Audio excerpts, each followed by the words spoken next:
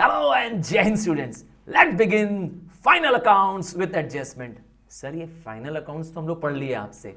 हाँ, final accounts का video मैंने 3 बनाया है। ट्रेडिंग अकाउंट पे सेपरेट वीडियो बनाया, प्रॉफिट लॉस पे अलग बनाया और बैलेंस शीट पे।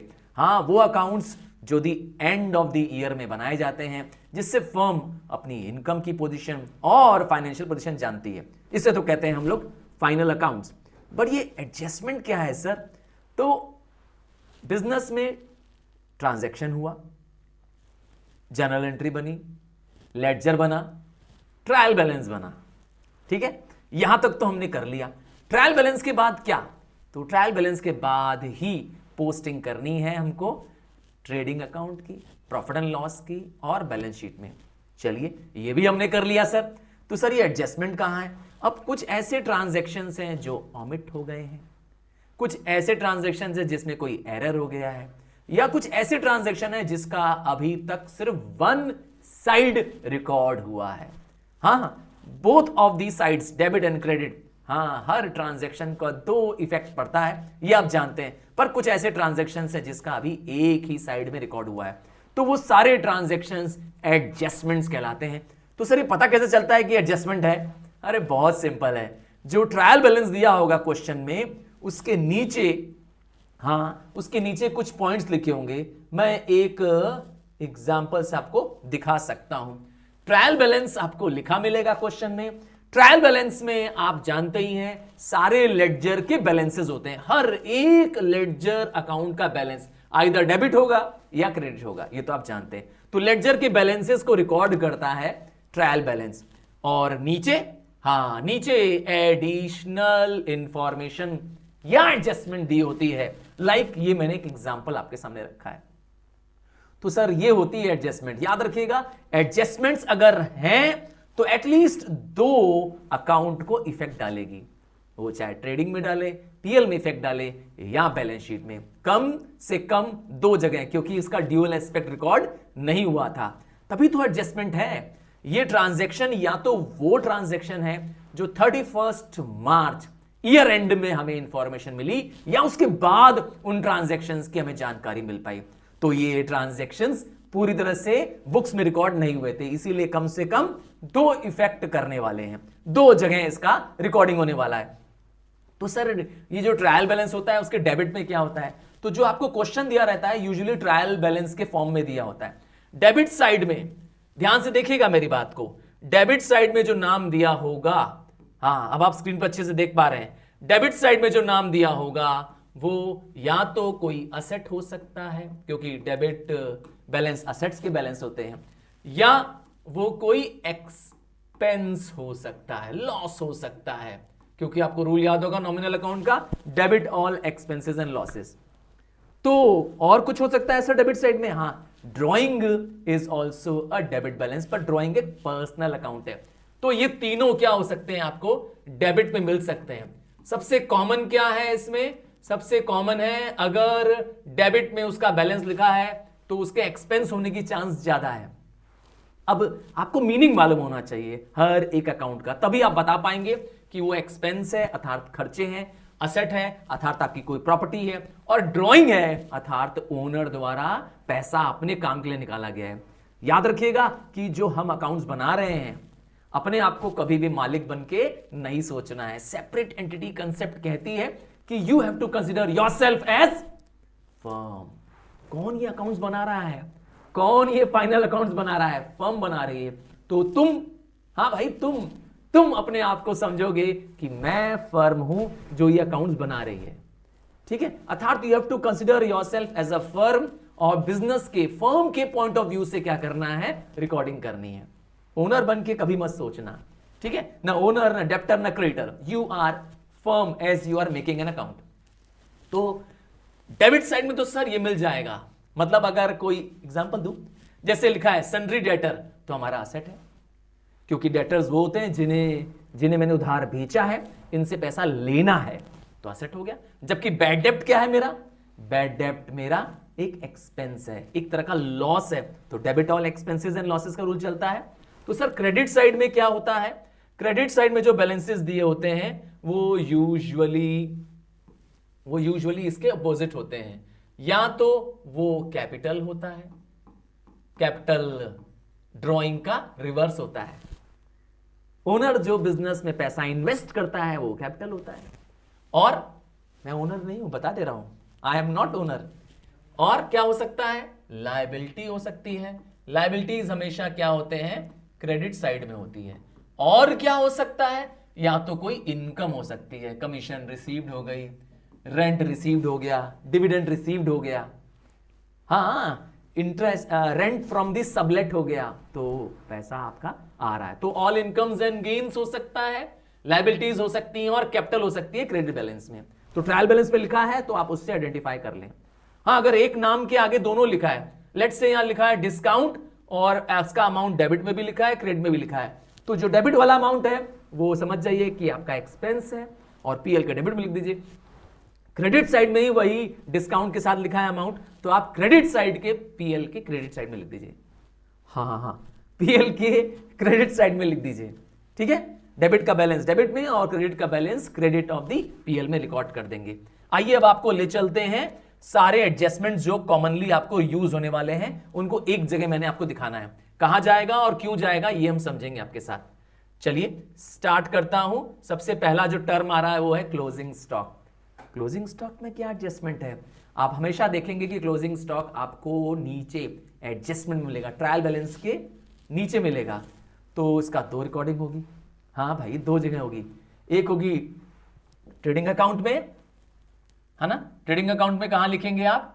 क्रेडिट साइड में लिखेंगे, ट्रेडिंग अकाउंट के क्रेडिट में लिखेंगे, ठीक है ना। मैंने लिख दिया ट्रेडिंग अकाउंट के क्रेडिट में। पीएल में जाता है क्या? सवाल है नहीं। बैलेंस शीट में जाता है? हाँ, क्योंकि क्लोजिंग स्टॉक वो स्टॉक है जो मेरे पास at the end of the year बच गए हैं, और स्टॉक तो असेट होते ही है, इसीलिए बैलेंस शीट के असेट साइड में। हाँ, बैलेंस शीट में डेबिट और क्रेडिट न देख करके लायबिलिटी और असेट होता है। एल से लेफ्ट साइड में लायबिलिटी और राइट साइड में असेट। अगर बैलेंस शीट में थोड़ा सा भी डाउट हो कि बैलेंस शीट क्या होती है, कैसे बनती है, बस आप हमारा चैनल चेक कर लें, प्लेलिस्ट चेक कर लें, बैलेंस शीट पे एक्सक्लूसिव वीडियो है, जरूर देखिए। अब आता है क्लोजिंग स्टॉक में सर कुछ और एडजस्टमेंट हो सकता है? हाँ, हो सकता है। क्लोजिंग स्टॉक में हो सकता है आपको कॉस्ट प्राइस दी हो या रिलाइजेबल वैल्यू, जिसको मार्केट प्राइस कहते हैं, ये दी हो। तो अगर आपको दो वैल्यू दी हो क्लोजिंग स्टॉक की, लिखा होगा क्लियरली कि क्लोजिंग स्टॉक का रिलाइजेबल वैल्यू ये है और कॉस्ट प्राइस ये है, तो आपको क्या फॉलो करना है? रूल, आपको रूल फॉलो करना है कॉस्ट प्राइस और market price which ever is low. तो आपको ये रूल याद रखना है, जो लो होगा उसी को आपको दोनों जगह रिकॉर्ड करना है। क्या लगाएंगे? विच एवर इज लो, जो छोटी वैल्यू होगी, कॉस्ट प्राइस की होगी चाहे मार्केट प्राइस, जिसको रिलाइजेबल वैल्यू कहते हैं, उसी को ट्रेडिंग के क्रेडिट में और उसी को बैलेंस शीट के असेट साइड में रिकॉर्ड करेंगे। आइए दूसरा एडजस्टमेंट देखते हैं। दूसरा एडजस्टमेंट मैंने लिखा है प्रीपेड। Sir prepaid? हाँ भाई, जैसे आपके मोबाइल का सिम प्रीपेड है ना, जिस मोबाइल का तुम यूज कर रहे हो उसमें सिम प्रीपेड है। प्रीपेड मतलब आप पैसा पहले दे देते हो और सर्विस बाद में लेते हो। हाँ, ये कोई एक्सपेंस है, कोई खर्चा है जिसे हमने पहले ही पे कर दिया है, तो प्रीपेड हो गया। तो ये तो बड़े फायदे की चीज है। अब प्रीपेड देखिए, वेजेस भी हो सकता है जो कि एक ट्रेडिंग का एक्सपेंस है, सैलरी भी प्रीपेड हो सकती है, वो पीएल का एक्सपेंस है। तो जिस भी एक्सपेंस को आपने समय से पहले पे कर दिया है, उसका इस करंट ईयर से आगे का वैल्यू पे कर दिया है, वो आपके लिए फायदा है। और आपको पीएल बनाना है सिर्फ इस करंट ईयर के एक्सपेंसेस से, है कि नहीं है? तो करंट ईयर का एक्सपेंस अगर बियॉन्ड पे करते हैं, प्रीपेड बन जाएगा। तो जितना प्रीपेड होगा उतना आप उसमें से लेस कर देंगे। तो क्या करना है? लेस, मैं लिख दे रहा हूं, देखिए, लेस यहां सब्ट्रैक्टेड फ्रॉम कंसर्न्ड। कंसर्न्ड मतलब होता है जिस एक्सपेंस से जुड़ा हुआ है उसी एक्सपेंस से इसको क्या करेंगे? माइनस कर देंगे। अगर वेजेस प्रीपेड है तो मैंने कहा ट्रेडिंग में शो करेंगे, पर अगर मैंने कहा सैलरी प्रीपेड है तो करेक्ट। तो सैलरी तो प्रीपेड आप जानते हैं ट्रायल ट्रेडिंग अकाउंट में आती नहीं है। सैलरी का प्रीपेड कहां जाता है? पीएल में जाता है। तो पीएल के लेस, दोनों में से कोई एक जगह जाएगा। ट्रेडिंग में जाएगा एक्सपेंस होगा, या तो पीएल में होगा। ट्रेडिंग में होगा तो ट्रेडिंग के एक्सपेंस से वो पैसा लेस कर देंगे जितना हिस्सा प्रीपेड का है, और क्या शो करेंगे? कहां शो करेंगे? और उसको बैलेंस शीट के असेट साइड में शो करेंगे। रिकॉर्ड 3 जगह नहीं हुआ, 2 जगह हुआ। मैंने कहा और मतलब या तो वो ट्रेडिंग का एक्सपेंस होगा या वो पीएल का एक्सपेंस होगा। पीएल का एक्सपेंस होगा तो पीएल की प्रीपेड से लेस कर दीजिएगा। इसका उल्टा भी है, प्रीपेड का उल्टा भी होता है। प्रीपेड का उल्टा क्या होता है? तो प्रीपेड का उल्टा होता है आउटस्टैंडिंग।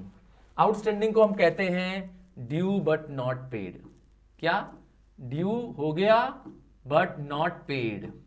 हाँ भाई, पोस्टपेड तुम्हारा, जो मोबाइल में पोस्टपेड तुमने लिया हुआ है सिम, आप पहले सर्विस ले लेते हो, इस्तेमाल कर लेते हो और पैसे बाद में देते हो। हाँ, इस फाइनेंशियल ईयर के बाद का पैसा हम दे रहे हैं। इस साल तक हमने उसकी सर्विस ले ली और पैसे, एग्जांपल देता हूं, आपने सैलरी अपने स्टाफ को 11 महीने की दी है और स्टाफ पूरे 12 महीने आपके यहां काम कर रहा है, तो 1 महीने की सैलरी क्या है? आउटस्टैंडिंग है। समझ गया ना? क्योंकि ये एनुअल बन रहा है, साल के अंत में बन रहा है, तो इसीलिए ध्यान दीजिए इसको। आउटस्टैंडिंग है तो आपके लिए भी और पैसे देने बचे हैं, आपका और खर्चा है, इसीलिए खर्चों में जाके ऐड हो जाएगा। तो आप क्या करेंगे? इसको देखिए ध्यान से, ऐड करेंगे टू कंसर्न एक्सपेंस। मतलब समझ गया ना? जिस एक्सपेंस का आउटस्टैंडिंग है उसमें जाकर के इसको क्या करेंगे? ऐड कर देंगे। वेजेस का आउटस्टैंडिंग है तो आप वेज में चले जाएंगे। फैक्ट्री रेंट का आउटस्टैंडिंग है तो फैक्ट्री रेंट भी ट्रेडिंग में आता है, यहां चला जाएगा। और अगर वो पीएल का कोई अकाउंट है, जैसे मैंने कहा कि सैलरी का एडजस्टमेंट है, सैलरी आउटस्टैंडिंग है, तो आप सैलरी में जाके ऐड कर देंगे। क्योंकि सैलरी ट्रेडिंग में शो नहीं करते हैं, इसीलिए आप उसको पीएल में शो कर देंगे। क्लियर है? आउटस्टैंडिंग मतलब अभी देना और पैसा बाकी है, आपने उसकी सर्विसेज ले ली है, ठीक है, अब आपको ये क्योंकि और देना है, साल भर के खर्चे हैं आपके, इसीलिए आप उसको ऐड कर देंगे, उसमें ऐड कर देंगे। और क्योंकि ये आपको देना है मतलब कि अभी भी आपके पर कर्ज है, मतलब फायदा तो हो नहीं रहा है, आपकी एक लायबिलिटी क्रिएट हो रही है, कर्ज आपके पर क्रिएट हो रहा है। याद रखना, हम फर्म हैं, मैं फर्म हूं जो मैं फर्म की नजर सोच रहा हूं। आइए अगला वर्ड आ रहा है अक्रूड इनकम। ये अक्रूड इनकम क्या होती है? ये इनकम ड्यू होती है, income due but not received. मतलब ये इनकम मुझे अभी मिली नहीं है। देखा, जैसे आउटस्टैंडिंग एक्सपेंस होता है, एक्सपेंस जो मैंने पे नहीं किया, टाइम पूरा बिता दिया पर मैंने उसका पेमेंट नहीं किया, यहां पे ठीक उल्टा हो रहा है इनकम के साथ। मुझे इनकम मिलनी चाहिए थी, हाँ, पर इनकम अभी मिली नहीं है।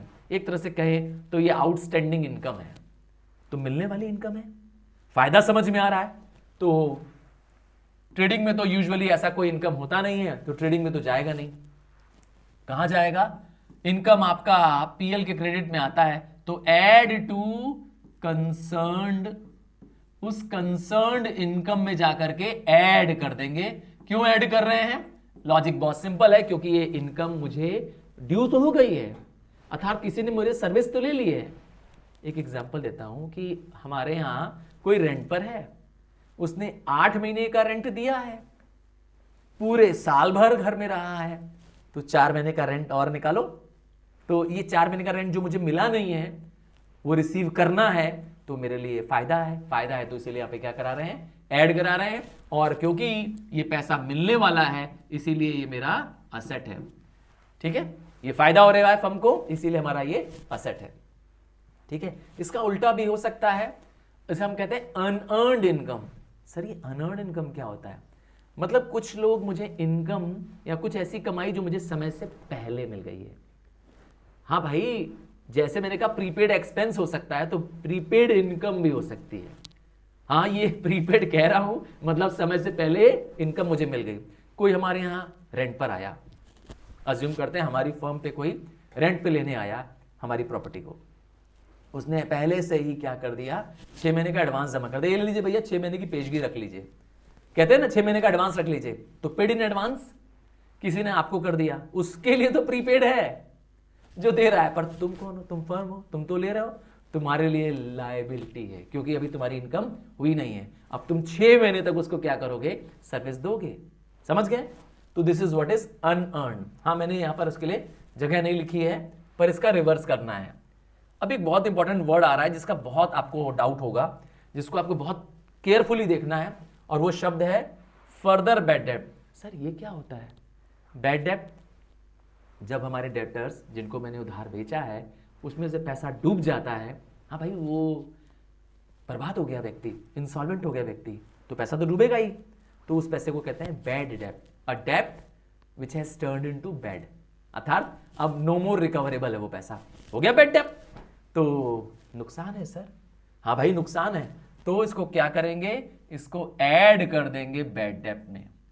सर ये बैड डेट को बैड डेट में ऐड कर देंगे, हाँ क्योंकि ये फर्दर बैड डेट है और ये वाला बैड डेट आपको कहां मिलेगा, एडजस्टमेंट में। कौन वाला, ये फर्दर वाला, और जो बैड डेट क्वेश्चन में दिया रहेगा उसी में जाके ऐड कर देंगे, तो add to bad debt. In case bad debt नहीं दिया हुआ है क्वेश्चन में ट्रायल बैलेंस के अंदर, तो आप अलग से क्या कर देंगे, डेबिट साइड में दिखा देंगे, क्लियर, और वरना क्या करेंगे, आप इसको बैड डेट में जाके ऐड कर देंगे। और क्या करेंगे, आइए दूसरा ट्रीटमेंट क्या करेंगे, सन्ड्री डेटर्स जो कि आपके असेट्स होते हैं उसमें से इसकी वैल्यू को लेस कर देंगे, किसकी, इस फर्दर बैड डेट की, मैंने लिख दिया F bad debt, further bad debt की वैल्यू को, हाँ फर्दर बैड डेट की वैल्यू को लेस कर देंगे, क्योंकि आपका क्या हो रहा है, नुकसान हो रहा है, ठीक है, आपके असेट्स कम हो रहे हैं,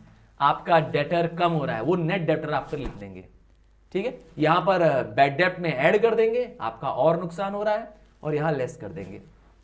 और अगर प्रोविजन फॉर डाउटफुल डेट दे दिया है, सर ये क्या होता है, तो ये वो प्रोविजन है जो मैंने कहा एडजस्टमेंट में लिखा है, और ये नया प्रोविजन है, हाँ ये यूजुअली परसेंटेज में दिया होता है, कभी कभी आपको अमाउंट में दे सकता है कि provide bad debt further provision for bad debt 1000, तो ठीक है, नहीं देता है तो परसेंट में यूजुअली देता है, तो आपको कैलकुलेट करना होता है, हाँ कैलकुलेट करना होता है।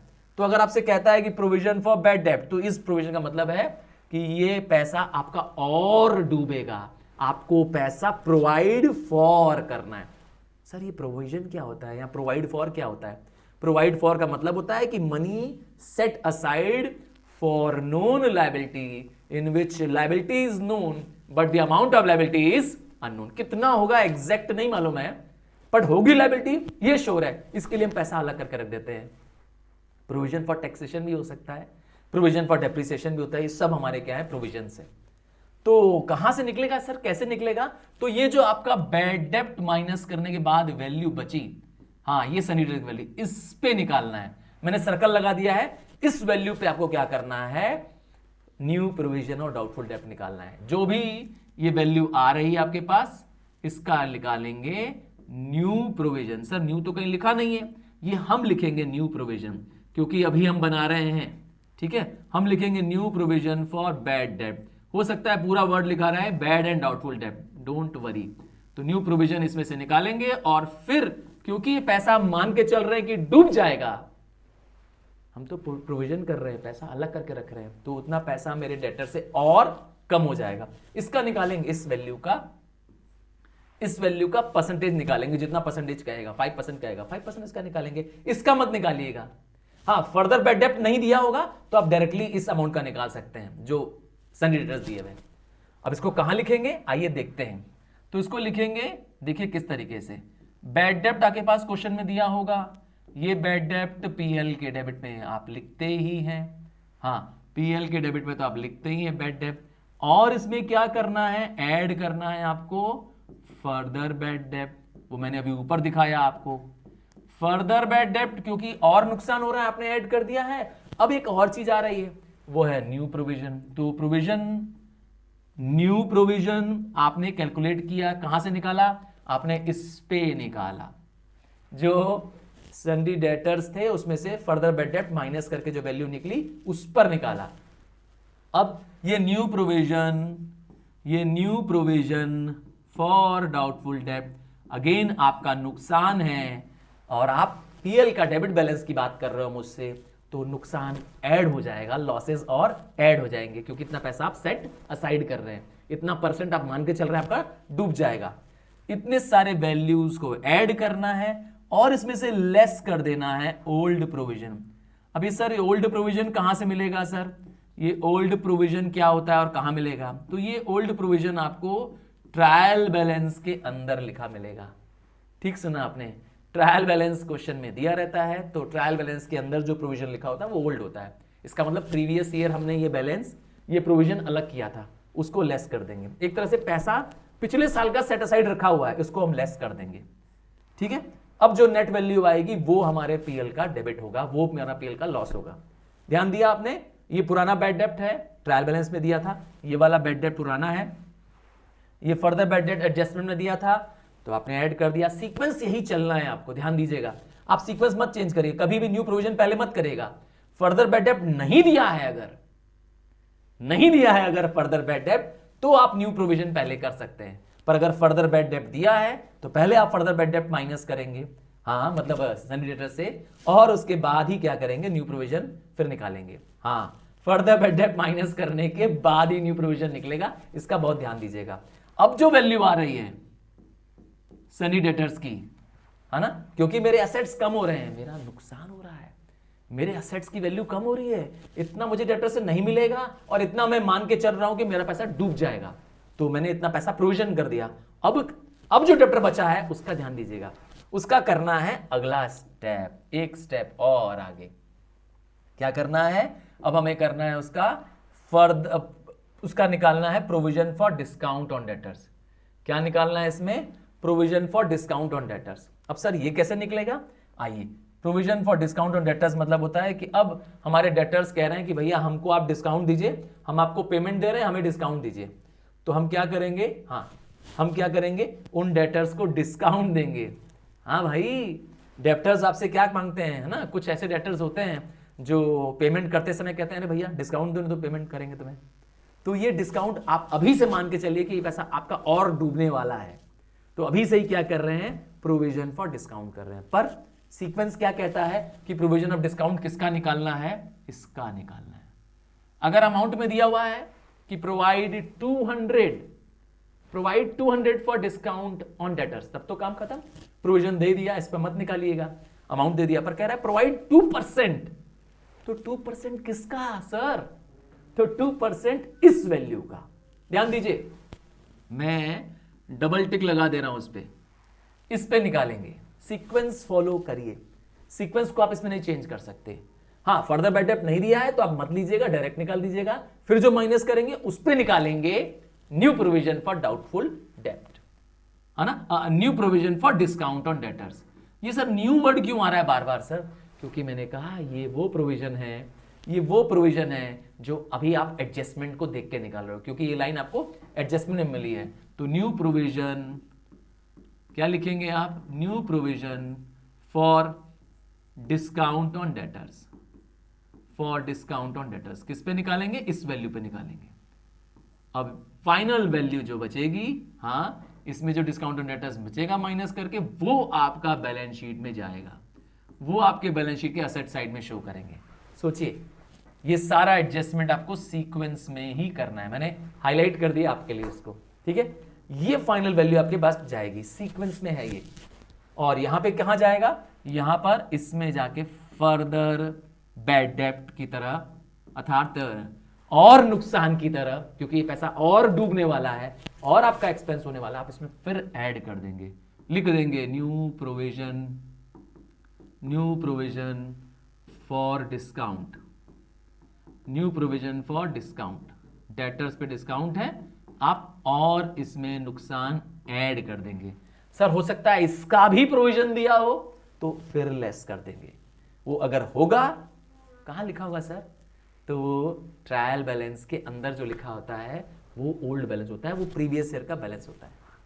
चलिए, आपने देखा कि प्रोविजन फॉर डेटर्स तो है, तो क्या क्रेडिटर्स का भी होता है, जवाब है हाँ। अरे भाई, डेटर्स अगर मुझे डिस्काउंट दे रहे हैं, मैं डेटर्स को डिस्काउंट दे रहा हूं, तो जिसको हम पेमेंट करते हैं, जो मेरा सप्लायर है, क्यों उससे डिस्काउंट नहीं लेंगे, जरूर लेंगे, और वो होगा provision for discount on creditors. ये मेरे लिए फायदा है, क्योंकि मेरे क्रेडिटर्स से मुझे डिस्काउंट मिलने वाला है, ठीक है, वो मुझे डिस्काउंट देगा। तो उस केस में क्या हो जाएगा, क्योंकि इसका ट्रायल बैलेंस से, ट्रेडिंग अकाउंट से सॉरी कोई लेना देना नहीं है, there is nothing to do with the trading account, तो आप इसको ट्रेडिंग अकाउंट में कहीं नहीं शो करेंगे। और जब आप बैलेंस शीट की बात करेंगे तो उसमें सन्ड्री क्रेडिटर्स जो वैल्यू दी रहेगी, सन्ड्री क्रेडिटर्स की वैल्यू से, इस वैल्यू का क्या करेंगे, निकालेंगे प्रोविजन, लिखेंगे less new provision for discount on creditors. ये आपको फायदा हो रहा है, आपका क्रेडिटर्स कम हो रहा है, ठीक है, आपके क्रेडिटर्स, आपकी लायबिलिटी कम हो रही है क्योंकि आपको डिस्काउंट मिल रहा है, तो ये आपका फाइनली लायबिलिटी साइड में आएगा, फाइनली आपका जो बैलेंस बचेगा वो आएगा। तो ये जो न्यू प्रोविजन है इसका क्या रिकॉर्ड होगा, आप इसको रिकॉर्ड करेंगे पीएल के क्रेडिट साइड में। पीएल के क्रेडिट साइड में क्या लिखेंगे, लिखेंगे new provision for discount on creditors. और इन केस चांसेस ये है कि ओल्ड प्रोविजन दिया हो, तो अगर दिया होगा तो इसमें से लेस कर देंगे ओल्ड प्रोविजन, ठीक है, बट ये न्यू प्रोविजन आपका फायदा है इसीलिए पीएल के क्रेडिट में जाएगा। क्लियर है, पीएल के क्रेडिट साइड में लिख देंगे। अब आते हैं interest on capital. Again interest on capital का ट्रेडिंग से कोई वास्ता नहीं है, क्योंकि कैपिटल मालिक दे रहा है, मैं नहीं दे रहा हूं, मैं मालिक नहीं हूं, और मालिक से मुझे पैसा मिला है बिजनेस चलाने के लिए, that is called as capital. चाहे अमाउंट दे चाहे कोई असेट्स दे मालिक मुझे चलाने के लिए बिजनेस, तो मैं तो बिजनेस हूं, मैं तो फर्म हूं, तो मुझे उससे ब्याज देना है। तो अगर मुझे ब्याज देना है तो मेरे लिए क्या है, एक एक्सपेंस है, तो इसको लिखूंगा पीएल के डेबिट साइड में। देखो 2 लिख दिया, पहचान लो, मैं लिख भी दे रहा हूं डेबिट करूंगा इंटरेस्ट ऑन कैपिटल, पीएल के डेबिट साइड में लिख दूंगा क्योंकि मुझे ब्याज देना है। और क्या इफेक्ट पड़ेगा इसका, बैलेंस शीट में क्या करेंगे, जो बैलेंस शीट में कैपिटल अकाउंट लिखते हैं लायबिलिटी साइड में, उसमें जाकर के ऐड कर देंगे इंटरेस्ट ऑन कैपिटल। क्यों, क्योंकि ये उसकी कैपिटल को, मालिक की कैपिटल को और इंक्रीज करेगा। जैसे नेट प्रॉफिट आप ऐड करते हो वैसे इसको भी ऐड कर दोगे, क्योंकि ये पैसा मालिक को और बढ़ा रहा है उसकी कैपिटल को, ठीक है। इसका ठीक रिवर्स आने वाला है, इंटरेस्ट ऑन कैपिटल का रिवर्स है इंटरेस्ट ऑन ड्रॉइंग। अगर ओनर ने इंटरेस्ट ऑन कैपिटल मुझसे लिया, मैंने उसको ब्याज दिया क्योंकि मालिक का पैसा लगा था बिजनेस पे और मैं बिजनेस हूं, तो मैं उसको ब्याज दे रहा हूं। अब गियर रिवर्स लगाना है। हाँ, क्या करना है, मालिक ने मुझसे पैसा निकाला अपने पर्सनल काम के लिए, जैसे लाइफ इंश्योरेंस प्रीमियम का पेमेंट कर दिया, हाउस होल्ड या डोमेस्टिक एक्सपेंसेस का पेमेंट कर दिया, या पर्सनल कुछ खर्चे कर दिए बिजनेस से निकाल करके, तो अब मैं उससे ब्याज लूंगा। तो मेरे लिए तो इनकम है क्योंकि ड्राइंग पर ब्याज ले रहा हूं, तो क्या करूंगा, क्रेडिट साइड लिखूंगा। क्या लिखूंगा क्रेडिट साइड में, बाय इंटरेस्ट ऑन ड्राइंग, क्योंकि मेरे लिए इनकम है इसीलिए कहां लिखा मैंने, क्रेडिट साइड में लिखा। और क्या करेंगे, एक ट्रीटमेंट और करेंगे कि कैपिटल में से इंटरेस्ट ऑन ड्राइंग को लेस कर देंगे, क्योंकि ये मालिक की कैपिटल को घटाने वाला है, उसकी कैपिटल इतने वैल्यू से कम हो जाएगी, ठीक है। मतलब बैलेंस शीट में कहां जाएगा, कैपिटल में से ये वैल्यू लेस हो जाएगी, इतनी मालिक ओनर की कैपिटल कम हो जाएगी। कुछ ऐसे एक्सपेंसेस होते हैं, कुछ ऐसे लॉसेस होते हैं जो एबनॉर्मल नेचर के होते हैं, जैसे loss by fire, loss by theft. हाँ भाई, आग लग सकती है, चोरी हो सकती है, तो हर दिन तो होता नहीं है, पर रुपए की लॉस नहीं हो रही है, गुड्स का लॉस हो रहा है। ध्यान दीजिएगा, चोर रुपया नहीं लेके जा रहा है, चोर आपका सामान चुरा जा रहा है ना। कोई मोबाइल की दुकान है और चोर ने मोबाइल चुरा लिए हैं, तो उसे कहेंगे लॉस बाय थेफ्ट। और आग लग गई तो लॉस बाय फायर। तो आपका परचेज जो होगा डेबिट साइड में, ट्रेडिंग चल रहा है, देखिए ध्यान से, पहला ट्रेडिंग था, दूसरा पीएल था और तीसरा बैलेंस शीट था। तो ट्रेडिंग में क्या हो जाएगा, ट्रेडिंग अकाउंट में परचेज में से जो आपका परचेज वैल्यू दिया रहेगा उसमें से आपका जितना भी लॉस हुआ है उतना लेस कर देंगे। आप लिखेंगे बाय लॉस बाय फायर या थेफ्ट, जो भी लॉस हुआ है उसको लेस कर देंगे। क्यों ट्रेडिंग में लिख रहे हैं, क्योंकि मैंने कहा गुड्स क्या हो रहा है आपका, कम हो रहा है। इसमें इन केस अगर लॉस बाय फायर है तो जितना भी लॉस बाय फायर है आप उसको पीएल के डेबिट में दिखाएंगे। पीएल के भी क्या करेंगे, डेबिट में क्या दिखाएंगे, टू लॉस बाय फायर। अगर थेफ्ट से है तो loss by theft. In case अगर कुछ इंश्योरेंस क्लेम है तो हाँ, लॉस बाय फायर हुआ मान लीजिए 10,000 के गुड्स का, तो आपने परचेज में से 10,000 माइनस कर दिया। पर इंश्योरेंस कंपनी आई और 6,000 का आपको क्लेम दे दिया। क्या कहा? 6,000 का इंश्योरेंस क्लेम मिल गया। तो लॉस बाय फायर भी हुआ और मैंने बताया कि इंश्योरेंस भी मिल रहा है। मैंने अज्यूम किया अपने मन से कि इंश्योरेंस क्लेम रिसीव हो रहा है, तो पैसा मिल रहा है, तो आपका लॉस तो पूरे 10,000 का नहीं हुआ। गुड्स जरूर 10,000 के चले गए हैं, तो इसीलिए परचेज में से तो 10,000 चला जाएगा। परचेज में तो जितना लॉस हुआ उतना माइनस होगा, पर फायर का लॉस तो एक्चुअली 10,000 हुआ नहीं। तो यहां पर आप क्या लिखेंगे? 4,000 लिखेंगे, क्योंकि 60% आपको इंश्योरेंस क्लेम मिल रहा है। तो जितना इंश्योरेंस क्लेम मिल रहा है आप उतना असेट साइड में रिकॉर्ड करेंगे, बैलेंस शीट के लिखेंगे इंश्योरेंस क्लेम रिसीव्ड या रिसीवेबल, इंश्योरेंस क्लेम रिसीवेबल, ठीक है, और वैल्यू असेट साइड में शो कर देंगे, क्योंकि पैसा आपको ये मिलने वाला है।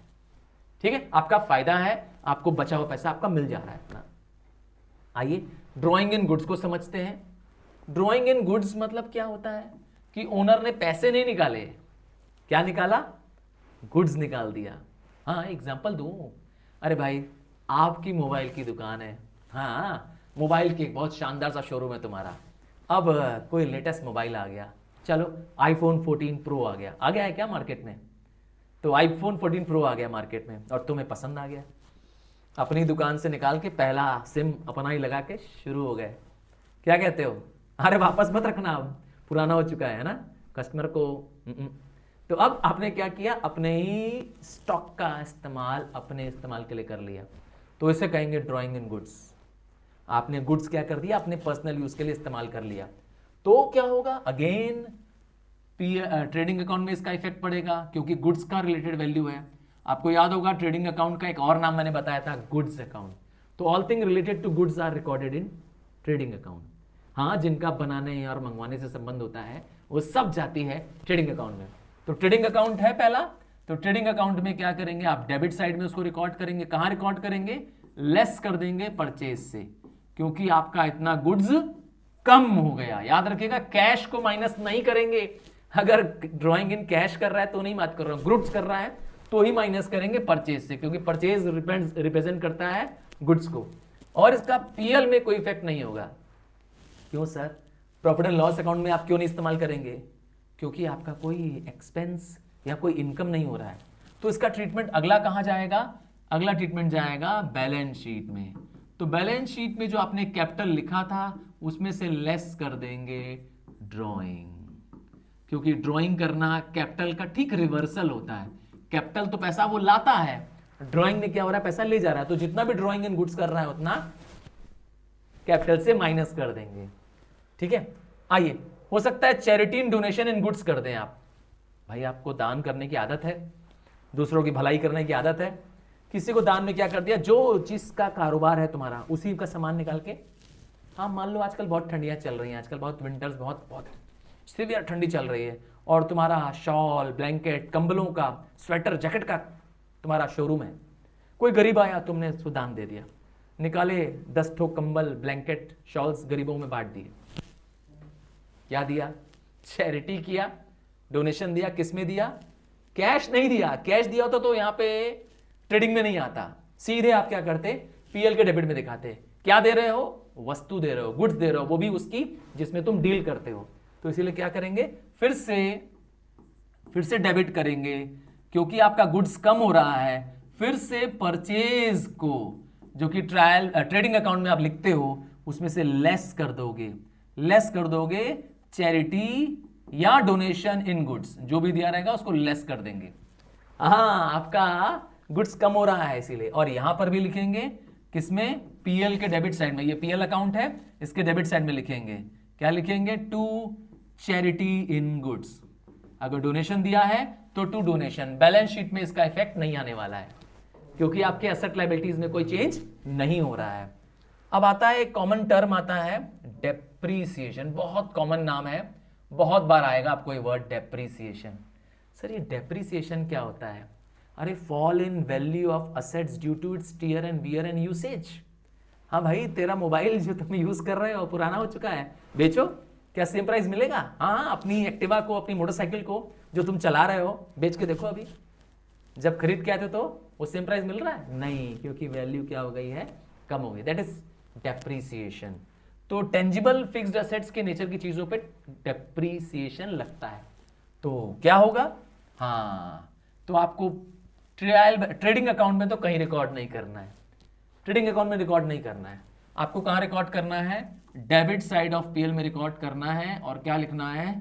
To depreciation account. जो भी डेप्रीसिएशन निकल रहा होगा, यूजुअली परसेंट में दिया होता है, कहेगा कि प्रोवाइड 5% या 10% डेप्रीसिएशन ऑन बिल्डिंग। तो जो बिल्डिंग की वैल्यू ट्रायल बैलेंस के अंदर लिखी होगी, उसका 10% निकाल करके यहां लिख देना। और क्या करोगे? उस असेट में से, जिस असेट का डेप्रीसिएशन करना है, उसकी असेट में से उसकी डेप्रीसिएशन की कीमत माइनस कर देना, नेट वैल्यू बाहर कर देना। अरे भाई, असेट्स की कीमत घट रही है, डेप्रीसिएशन हो रहा है, नुकसान हो रहा है, तो इसीलिए दो जगह तो जाना ही जाना है। एक पीएल के, क्योंकि बीच वाला कॉलम पीएल को रिप्रेजेंट कर रहा है, इसीलिए पीएल के डेबिट में, और असेट में से माइनस कर देंगे। हो सकता है कि कभी कभी हमने गुड्स बेचा हो सेल और रिटर्न बेसिस पे, या कई बार उसको बोलते हैं goods on approval basis. Sir ये क्या होता है? हमने पार्टी को गुड्स दे दिया, कहा कि ले लो भैया गुड्स, और न समझ में आए तो मुझे वापस कर देना, अच्छा ना लगे तो वापस कर देना, बस ये कहते हैं सेल और अप्रूवल बेसिस। तो गुड्स सोल्ड ऑन सेल और रिटर्न बेसिस या अप्रूवल बेसिस। अब ईयर का एंड भी आ गया, और सामने वाली पार्टी को, जिसको मैंने गुड्स बेचा है, उसने उसका अप्रूवल नहीं दिया है, तो हम मान के चल लेंगे कि गुड्स क्या हुआ है, सोल्ड नहीं हुआ है। तो हमने तो गुड्स बेच दिया है, तो उसमें क्या करना है, ध्यान से देखिएगा। इसका ट्रीटमेंट थोड़ा सा ध्यान देने लायक है। इसमें आपको ट्रीटमेंट करते समय ये ध्यान देना है, पहला कि आपको क्लोजिंग स्टॉक, अर्थात वो स्टॉक जो आपके पास है, उसमें ऐड कर देना है। क्या ऐड कर देना है? ये वैल्यू, गुड्स की वैल्यू ऐड कर देनी है, जो गुड्स आपने दिया है ना। कौन सी वैल्यू ऐड करोगे? इसकी कॉस्ट प्राइस, मैं लिख दे रहा हूं ब्रैकेट में सीपी, ऐड कर देंगे। और यही वैल्यू क्या करेंगे, जो ऐड करने पे आएगी, इसको असेट साइड में भी दिखाएंगे। तो क्लोजिंग स्टॉक तो आप जानते हैं दो जगह जाता है, तो इसीलिए इसका ट्रीटमेंट दो जगह है। क्लोजिंग स्टॉक में ऐड कर देंगे ये जो गुड्स की वैल्यू दी होगी। कौन सी वैल्यू ऐड करेंगे? कॉस्ट प्राइस, क्योंकि जब हमने गुड्स बेचा होगा किसी को सेल ऑर्डर में से, तो उसकी कोई कॉस्ट प्राइस होगी, पर बेचा किस में होगा? सेलिंग प्राइस में। तो क्योंकि गुड्स बिका नहीं है, तो मेरी सेल भी नहीं हुई है, तो हम क्या करेंगे?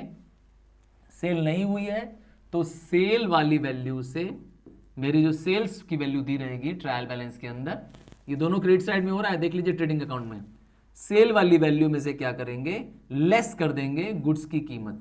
कौन सी वैल्यू लेस करेंगे? इस बार सेलिंग प्राइस लेस कर देंगे, सेलिंग प्राइस लेस कर देंगे। ध्यान दीजिए, ट्रेडिंग अकाउंट में सेल में से गुड्स की एसपी, एसपी मतलब सेलिंग प्राइस माइनस कर देंगे। इसका इफेक्ट देखा, इसका इफेक्ट पीएल अकाउंट में नहीं है। अभी एक और ट्रीटमेंट बचा है।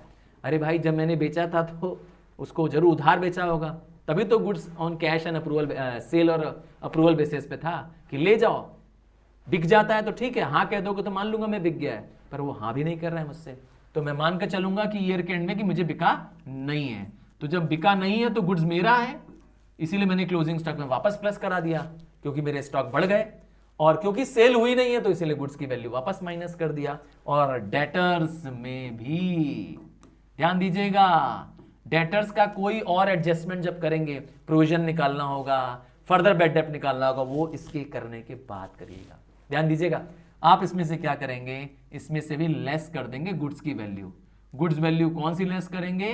सेलिंग प्राइस वाली वैल्यू उसमें से भी लेस कर देंगे, क्योंकि अब वो व्यक्ति आपका डेटर नहीं है, क्योंकि उसने अपना कंसेंट नहीं दिया, हाँ नहीं की, माना नहीं कि हम गुड्स खरीद रहे हैं। तो this brings to the end of the first part of final accounts with adjustments. हाँ, अगर वीडियो अच्छा लगा हो तो लाइक कर दीजिएगा, और इसी तरह के सारे चैप्टर्स को हाँ हम आपके लिए सिंपलेस्ट लैंग्वेज में ला रहे हैं। मिलते हैं अगले लेसन वीडियो में, जब आप मुझे लाइक भेजेंगे। हाँ, लाइक नहीं दोगे तो और वीडियोस नहीं बनाऊंगा। Bye from now.